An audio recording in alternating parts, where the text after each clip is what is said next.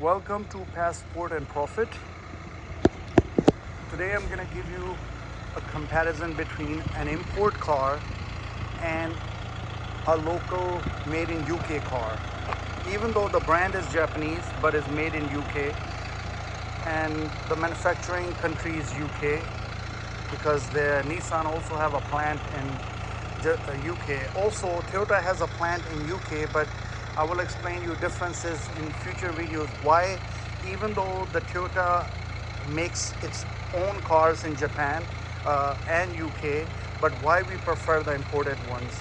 So I'll give you a comparison between these two cars, and then I will tell you why do I have this stock left.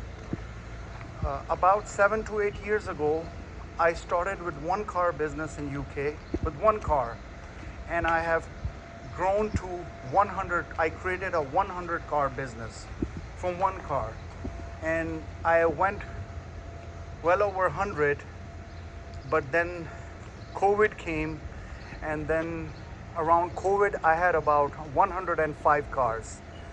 And after the COVID, I will, though that's a totally different topic, that why after COVID I completely changed my business strategy, and instead of increasing, I had to decrease the cars. And you will be surprised to learn that now the business that used to be full-time now turned into part-time to barely a very short-term seasonal business. Now I have a stock of about 20 cars left, and I have a 10 car, a fresh import of German cars. But it's very, very interesting that you can import German cars from Japan as well. So I have imported them, and they're in my storage.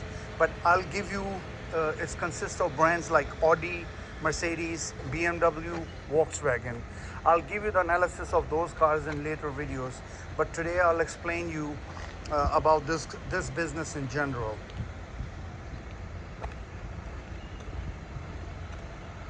A lot of people ask me this question, that is it still worth creating a 100-car business in this 2026 era? Well, my answer is yes and no, but it depends on who's asking and how much capital you coming up with, how much time you can give it to this business. But the dynamics are changed. I reduced it. I had my own personal reasons, because I've diversified my portfolio. I'm into investments, real estate, and many other different form of businesses worldwide. So that is the reason. So now I give you a comparison between, this is kind of a seasonal business for me now.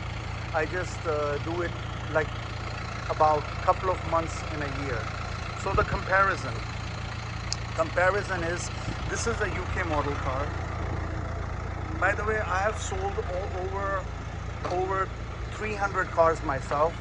So I have dealt with all kind of customers, including doctors, lawyers, even like mechanics, you name it, from all different nationalities.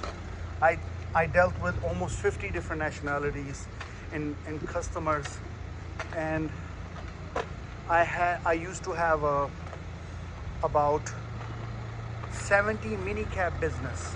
When I had a 100 car business, 70% was mini cabs and 30% was sales. So I will explain you all the mini cab business. I was one of the third best number guy in my area. So I was well known, and I will explain you the mini cab aspect of it later. But today we're just focusing on the sales. So this is the imported vehicle. The reason people like imported vehicle is because it's made in UK. Everything is registered in UK database.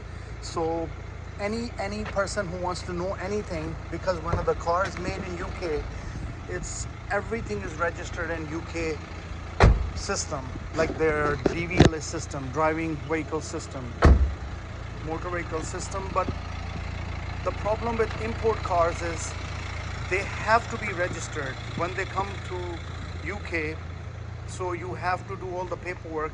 So still for many years the insurance are unable to recognize this vehicle because it was not made in UK. For example, if you import vehicles from any America, that vehicle is not going to be registered in this system. So these cars, you have to make sure they're validated and they're in very, very good condition. Obviously they are used vehicles, so they will not look like brand new.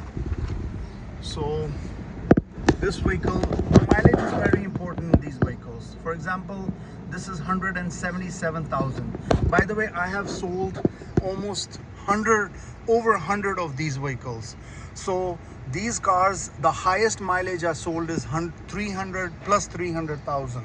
So well over 300. Even I saw people selling them for 400,000 miles. These cars go for very, very long ride. So you will see what you will see. You know, they were imported in different years. So you see the stereo system that year, this was one of the popular ones at that time. So we put that one in. This is not made in, this was not how the factory made it. We had to install this. We have to change the English system here. So this car is ready to go and hopefully will be sold within a week. Our ratio is one car selling one, because it's a very small, I mean, back in the days when it was a 100-car business, the ratio was very high. But now the ratio is lower.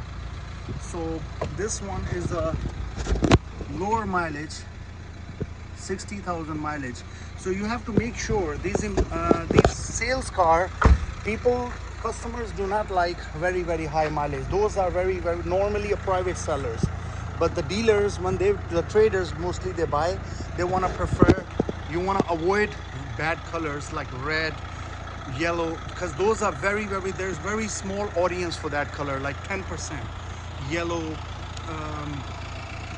like very, very rare colors, pink colors. So you have to, mostly the highest sellers are black and white and sometimes silver. So also there's a problem when you import vehicle, their road tax is very expensive in UK. For example, this car road tax is 360 pound a year, whereas this car road tax is 20 pound a year. Road tax means this is how much you have to pay per year to park this car on any UK streets. So you pay 20 pound for UK car, but you pay 360 pound for made in Japan car, because the UK market, the UK government want to promote their own vehicles. They want their government, like they want their customers to buy more UK cars.